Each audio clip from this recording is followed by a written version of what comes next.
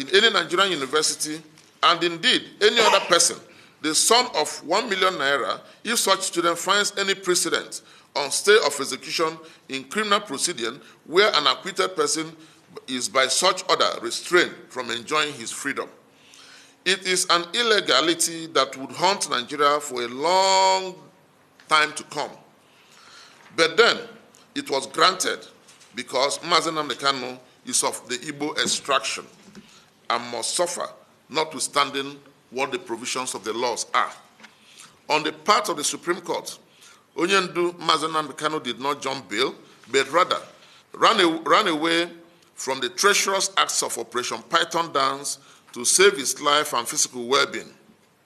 At page 10 and 11 of the Supreme Court findings and decisions, it was held that the respondent was on bail and therefore in the custody of the law when his home was illegally invaded by heavily armed military officers of the appellant, causing him to flee from his home and country to secure his life.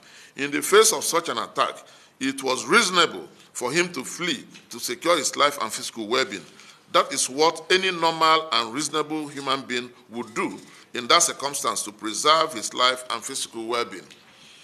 The High Court in Enugu State, in suit number E20/2023, between Mazi Nnamdi Kanu versus Federal Republic of Nigeria and 4 others, delivered on the 26th day of October 2023 by Justice A.O. Onovo, in the enrolled order of its judgment declared thus, that the practical application of the Terrorism Prevention Act and the executive or administrative action of the respondents, which directly led to the proscription of IPOB and its listing as a terrorist group, said IPOB being comprised of citizens of Nigeria of Igbo and Eastern Nigeria ethnic group, professing the political opinion of self-determination and the consequential arrest, detention, and prosecution of applicant as member/leader of the said IPOB is illegal, unlawful, unconstitutional, and amount to infringement of the applicant's fundamental right not to be subjected to any disability or restriction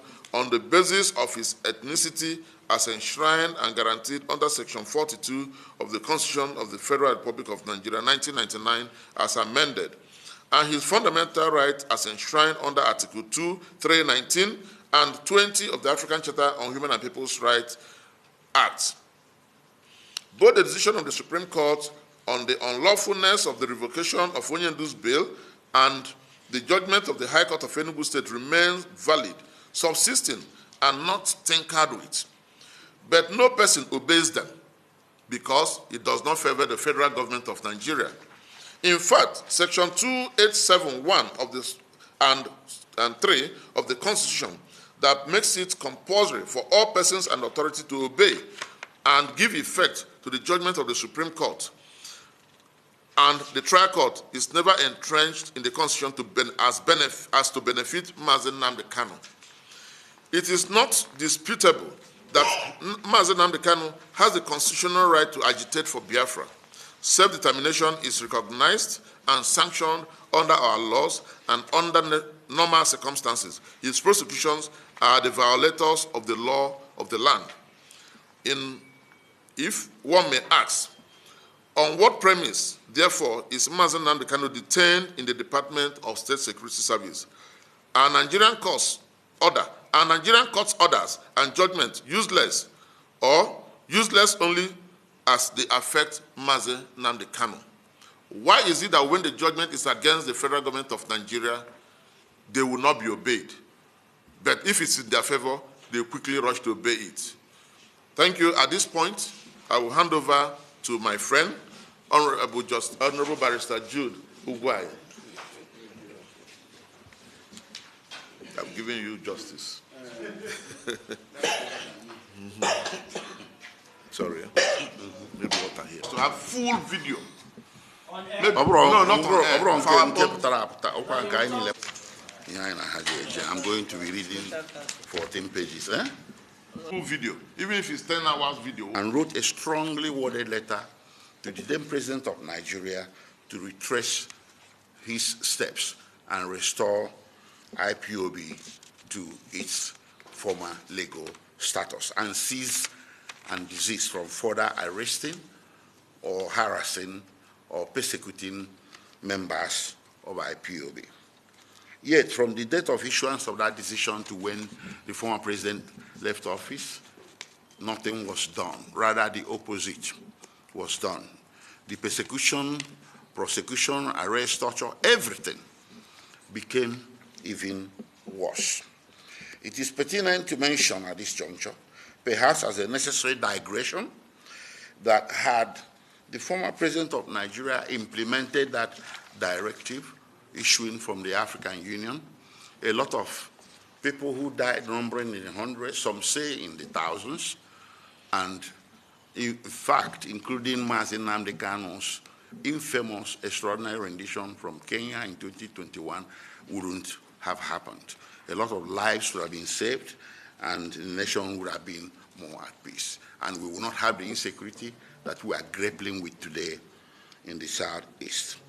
And further to the decision of the African Commission on Human and People's Rights, the United Nations, through its special rapporteurs, transmitted a decision in 2020, May, precisely 2020, no, in October 2020, condemning the proscription, IPOB, and the terrorist tag placed on it. The quotations of what they said are contained in our press release, and they are verbose. But the summary of what they are saying is that the action of the federal government was driven by some ethnic considerations against the Igbo, and that the action offended every known canon of international human rights law. Consequently, this organ, which is a very important organ of the United Nations, directed the federal government to do the opposite by deproscribing IPOB. That the action was never taken to get that done, and so here we have it, that for quite some time now, these things have persisted, and here we are with the dramatis personae, this most single factor in this whole saga is Mazi Nnamdi Kanu, who remains in detention to this day under questionable circumstances. At this juncture, I will yield to my colleague to my right, Barrister Emeka Ejiofor, to take you through some of the analysis of what I have said. Thank you.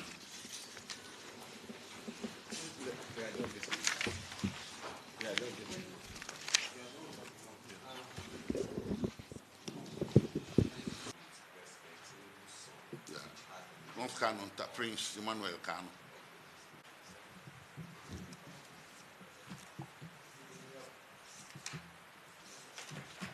Yes, ladies and gentlemen of the press, what I said and what my two colleagues have said can be summarized as follows.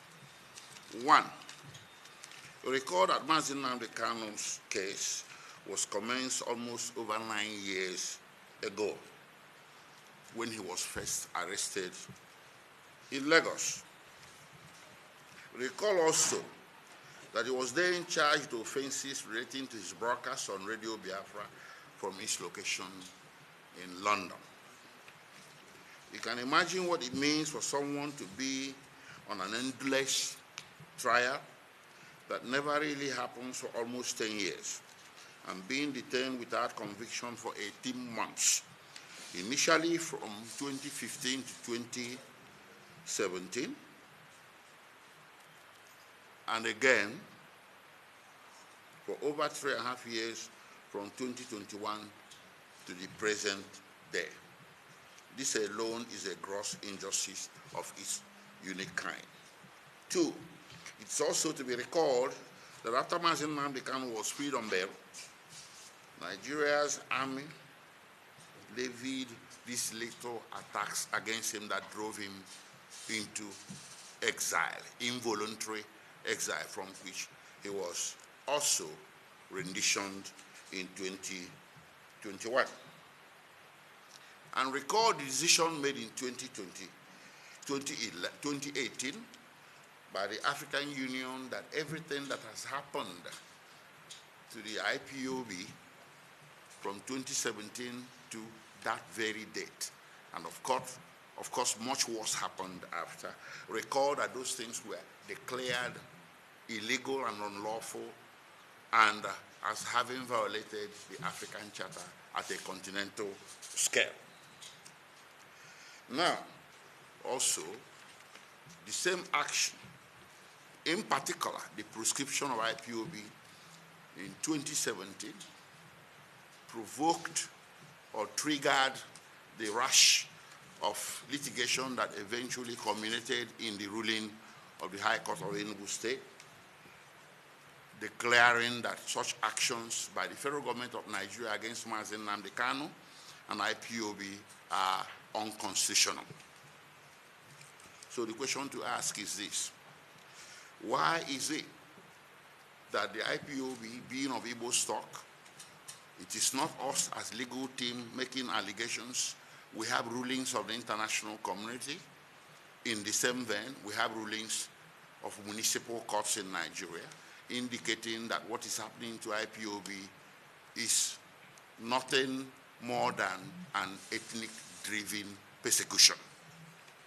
3, now having survived the little attacks and having survived these many years in enforced exile, and having undergone all these tribulations and travails, and having been renditioned, these actions, this very action of the federal government of renditioning Mazi Nnamdi Kanu triggered the international legal order.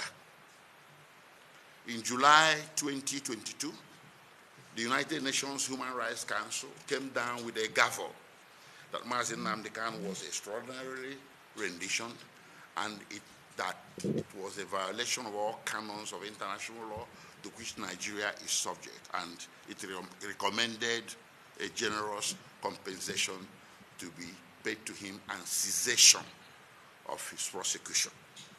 That was ignored by the federal government. 4, it is noteworthy that on 29th June 2021, as indicated before, Mazi Nnamdi Kanu was arraigned, well, you can say produced in court, albeit secretly, through the back door and presented before Honorable Justice Binta Morizala Nyako, who was aware that Mazi Nnamdi Kanu had counsel of record. The prosecution was aware Mazi Nnamdi Kanu had counsel of record, not us, his former lawyers. And the DSS was aware of the information of his counsel of record. Everything was on file. Yet Mazi Nnamdi Kanu, or the court, conducted hearing over the head of Mazi Nnamdi Kanu and remanded him to DSS custody without notice to his counsel, not to talk of presence of his counsel. This is a flagrant violation of Section 36 of the Nigerian Constitution. 5, when you fast forward to October 2022, when the Court of Appeal discharged Mazi Nnamdi Kanu, there was also a judgment issuing from the Federal High Court sitting in Umuahia, which had declared his rendition from Kenya as unconstitutional. It didn't stop there. It went as far as declaring his continued detention in Abuja as unconstitutional. What will you do or expect a responsible government to do when the detention of her citizen is declared unconstitutional? You open the gates of the detention center and allow the citizen the free pass to go home. That's what Mazi Nnamdi Kanu deserved to have been done with him since October 2022 when that judgment came, but the federal government never did. That's part of the reason why we are saying his detention has turned extrajudicial and is no longer backed by any court order. 6, regarding the December 2023 judgment of the Supreme Court, which people are touting as having sent Mazi Nnamdi Kanu's case back to the High Court for trial, it doesn't end there. If it ends there, then it's a mischievous conclusion. The court went further. It said Mazi Nnamdi Kanu needs to go back to the High Court for trial, but it also said the High Court should not have revoked his bail.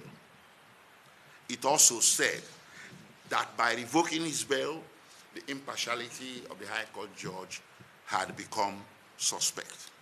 Ladies and gentlemen, you may not be lawyers, but when the apex court of the land tells a High Court, you should not have done this, what remains is for a High Court to do that which, or undo that wrong which he had done. And Section 287 of Nigerian Constitution backs this up, because under that section, all subordinate courts in the country, or all courts in the country, are subordinate to the decisions of the Supreme Court. It never happened. 7. Now, talking about the much vaunted trial of Mazi Nnamdi Kanu, we raised objections to this trial too, based on the conditions of his detention, which were very stringent and highly prejudicial to his right to fair trial. This application was summarily denied, and an accelerated trial was ordered in its place. We raised a second objection based on certain constitutional infirmities and statutory issues we noticed in the charges facing against Mazi Nnamdi Kanu. This too was summarily denied. So if you were Mazi Nnamdi Kanu, what will you do under the circumstances? To succumb to a trial you knew in your heart to be going towards the trajectory of an unfair trial, or to seek alternatives to that. 8. Having considered those factors which we enunciated, Mazi Nnamdi Kanu felt that the only fair way out of this logjam is to seek that his case be handled by another judge. Hence, the recusal, the famous recusal that is still roiling the system. And in concluding this press statement, ladies and gentlemen of the media, we must go on record to say this. As lawyers, our duty is to ensure that Mazi Nnamdi Kanu's case is conducted or handled in accordance with all the laws pertinent to it, particularly the Constitution of the Federal Government of the Federal Republic of Nigeria, which is the ground norm. In our view, this has not been the case, and the evidence is legion, as all who have dispassionately followed the trajectories of this case would agree. On this score, ladies and gentlemen, we make bold to state that this case has turned from the legal and the judicial to the political. This is perhaps the reason why there is a broad spectrum of persons and organizations calling for a resolution of this case outside of the judicial part, also known as political solution by baptism. These calls range from the international to the domestic, including members of the Senate, House of Representatives, the clergy, CSOs, eminent lawyers, and many others too numerous to mention. Be that as it may, and judging from 2015, when this case began 9 years ago, there is a trove of evidence that suggests that the only way to correctly describe what Mazi Nnamdi Kanu has passed through for almost a decade is to say that his case, even though bereft of merit from the very get-go, has turned from a trial to be conducted under the Constitution to a trial by ordeal. This is perverse, and it will not stand. Thank you.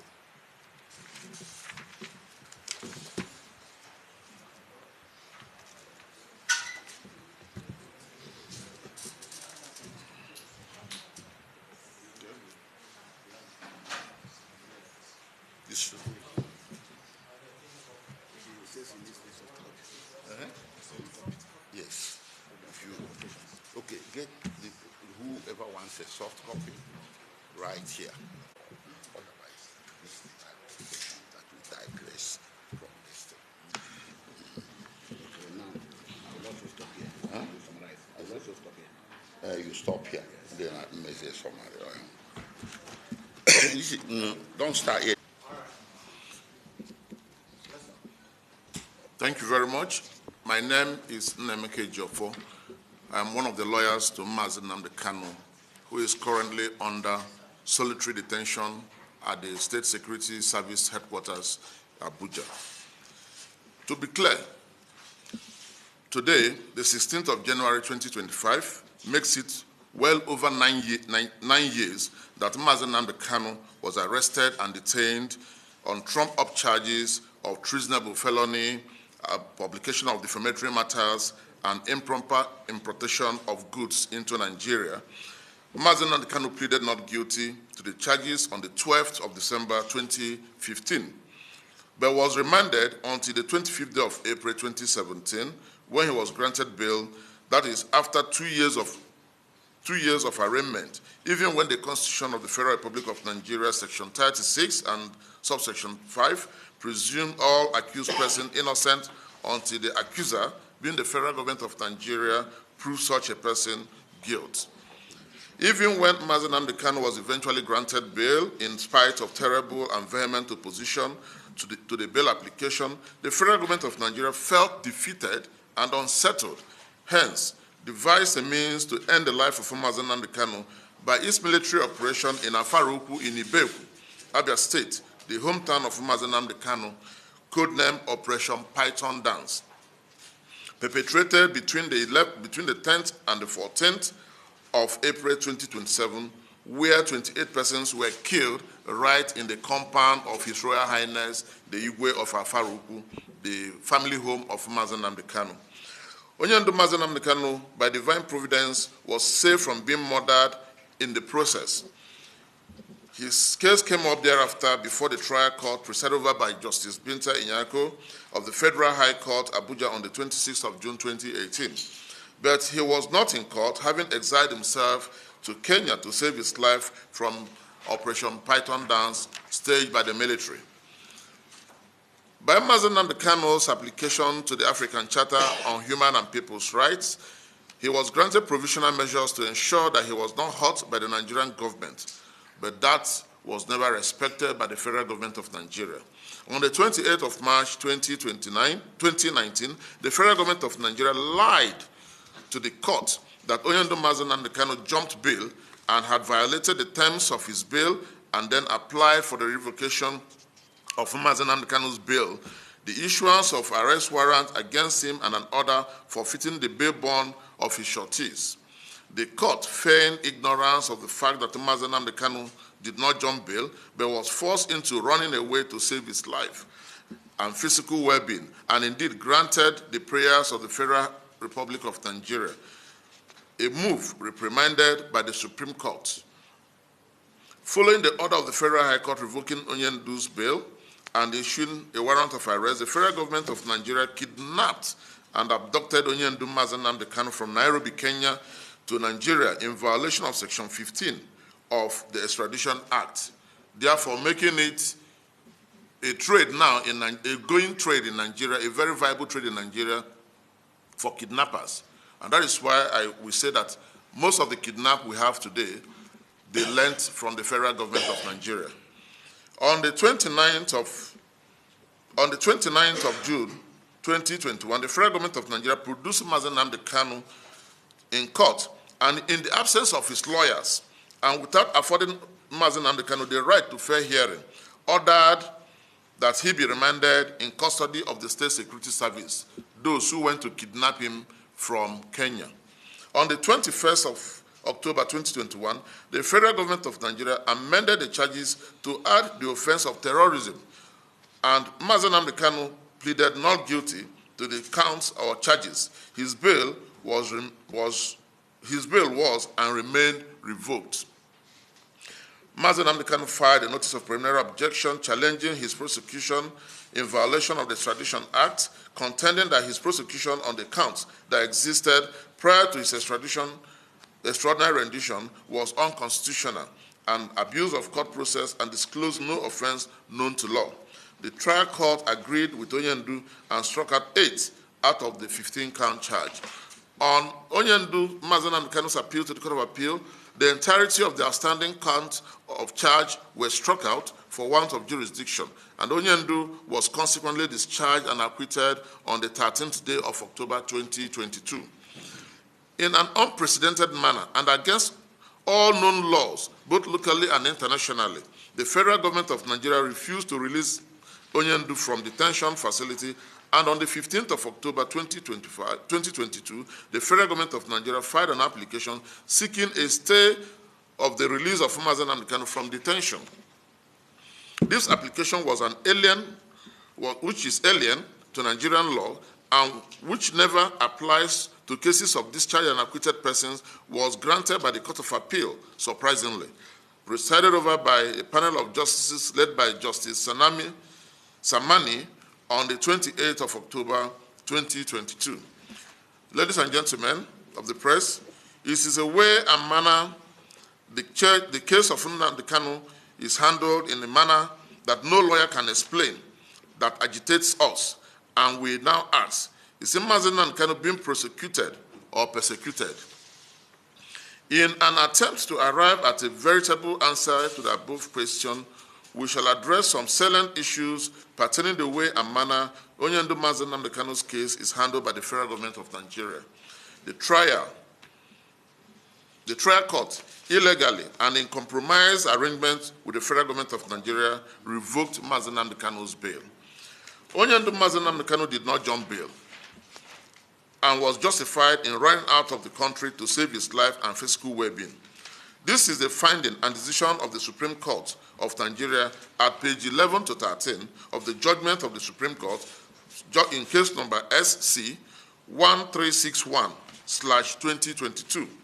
According to Justice E.A. Agim of the Supreme Court, it was therefore wrong and malicious for the appellant that has caused the respondent to flee from his home and country to secure his life and had therefore caused an unavoidable absence in court to inform and thereby deceive the trial court that the respondent jumped bail. On the basis of this deception, the appellant applied to the trial court for an order revoking the respondent's bail, forfeiting the amount securing his bail bond of his sureties, and an order issuing a bench warrant for his arrest. It is glaring from the record of proceeding in the trial court, and it is granted the said order in the trial court that it granted the said order prayed for by the appellant with knowledge of the fact that the respondent's absence from the court was caused by the invasion of his home by army officers of the appellant. Therefore, the trial court knew that the said extrajudicial and illegal action of the appellant made it impossible for the respondent to be in court for his trial, and the respondent's absence is not intentional or deliberate absence, and that the respondent is not running from prosecution or running to avoid prosecution. The order was made in the false assumption that the respondent jumped bail. See page 10 to 13 of the Supreme Court judgment. Revocation of bail was predicated on the trial court's interest and bias. In its judgment, the Supreme Court is in clear terms condemned the trial court in revoking the bail of Onyendu Mazi Nnamdi Kanu. According to the Supreme Court, after it held that the circumstances of Onyendu Nnamdi Kanu's escape did not amount to jumping bail, it stated thus: in the light of the foregoing, the trial court acted unfairly and without rational and legal justifiable reason by its decision revoking the respondent's bail, forfeiting the amount securing the bail bond of his surety, and its order issuing a bench warrant for his arrest. This is referred to in page 12 to 13 of the Supreme Court judgment. At page 19 of the Supreme Court judgment, the Supreme Court unequivocally held thus: this indifference of the trial court to these unlawful attacks on the person of the respondent and the